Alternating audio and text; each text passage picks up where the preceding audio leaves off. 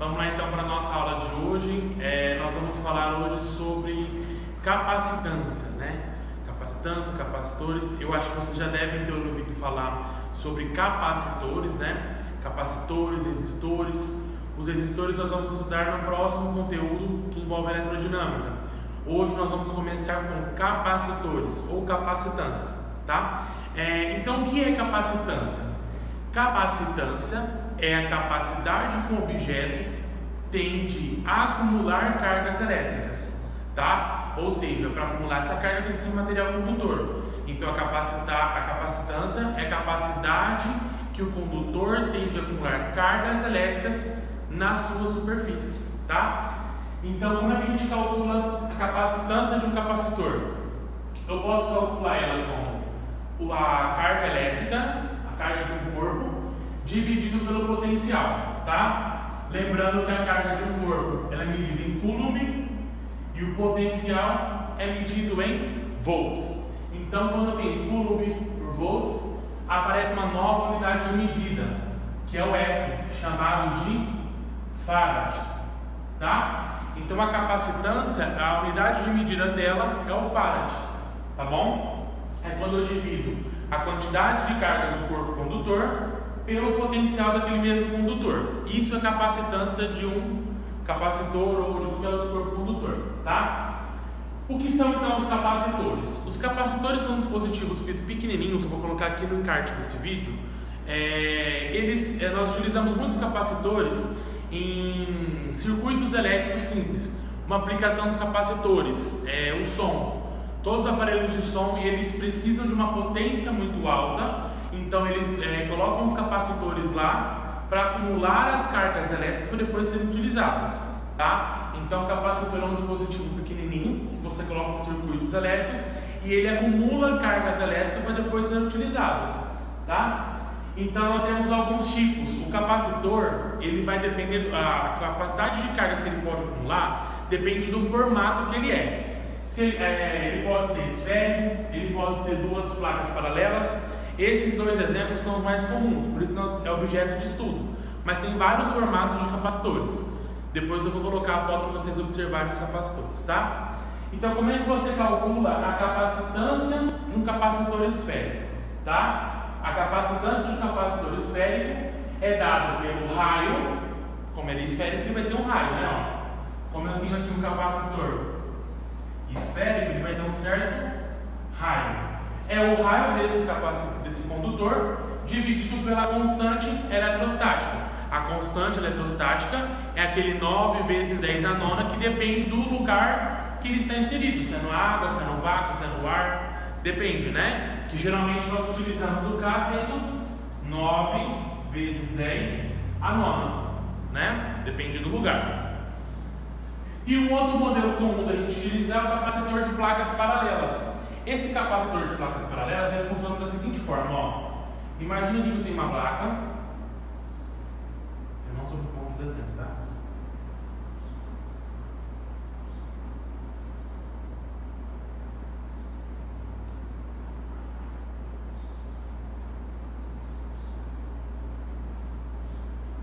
São duas placas. Horrível isso aqui, ó.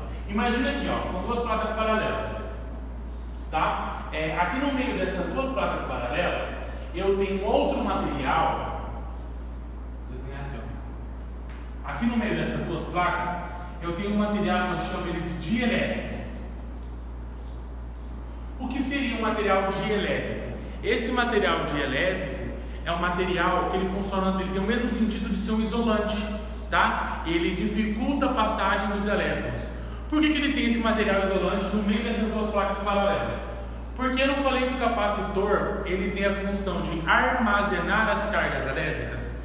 Então, para que ele consiga armazenar essas cargas elétricas aqui nas placas, ele precisa ter um material isolante aqui no meio, que a gente chama de dielétrico. Porque se eu tiver aqui um material condutor, esses elétrons tendem a aproximar desses prótons exceto dessa placa. E aí, quando eu tenho uma diferença de potencial, eu tenho uma corrente elétrica. E esses elétrons vão se movimentar e não vão ser armazenados. Eles vão ficar em movimento constante. Então, eu preciso ter um material isolante aqui no meio, que é o dielétrico, para que interrompa a passagem dos elétrons e assim as placas consigam armazenar essas cargas, tá? Por isso que eu tenho esse material aqui no meio. Então, como é que eu calculo a capacitância de um capacitor de placas paralelas? É o E, tá? Vezes A, que A é a área da placa, tá? Esse A aqui é a área da placa. E o D é essa distância aqui, ó. A distância que uma placa está da outra, tá? Tá, mas o que é esse E aqui, ó? Esse E é a constante de permissividade. Depende do material que vai estar lá no meio, tá? Então, se for, por exemplo, se eu colocar material isolante, ele vai ter um certo valor de permissividade. Esse valor, geralmente ele é tabelado, ele é calculado e é tabelado. Quanto maior o valor da permissividade elétrica, maior vai ser a barreira que ele vai construir para a passagem desses elétrons, tá? Então, quanto maior for o valor desse E, mais isolante vai ser o meu material, tá? Ele vai dificultar mais ainda a passagem desses elétrons, tá bom? Então aqui a capacitância medida em farad, eu já disse, a área a gente tem que calcular em metro quadrado, distância em metro e o Bom, aí pessoal, só continuando aqui, ó. Então, quando eu tenho um capacitor de placas paralelas, aqui no meio, quando eu não tenho material direto, tá, que permite a passagem desses elétrons, ele se comporta, lembra do campo elétrico uniforme? Eu tinha duas placas paralelas, o campo ele se comporta de forma uniforme. Então, quando eu tenho um campo elétrico uniforme, eu consigo achar a tensão, né, dentre essas duas placas através da forma do Edu, né, ó. E igual sobre D, onde E é o campo elétrico, U é a DDP ou diferença de potencial, né? E o D é a distância que essas placas estão separadas entre elas. Ou eu vou utilizar como a DDP igual ao campo vezes a distância, eles são diretamente proporcionais, tá bom?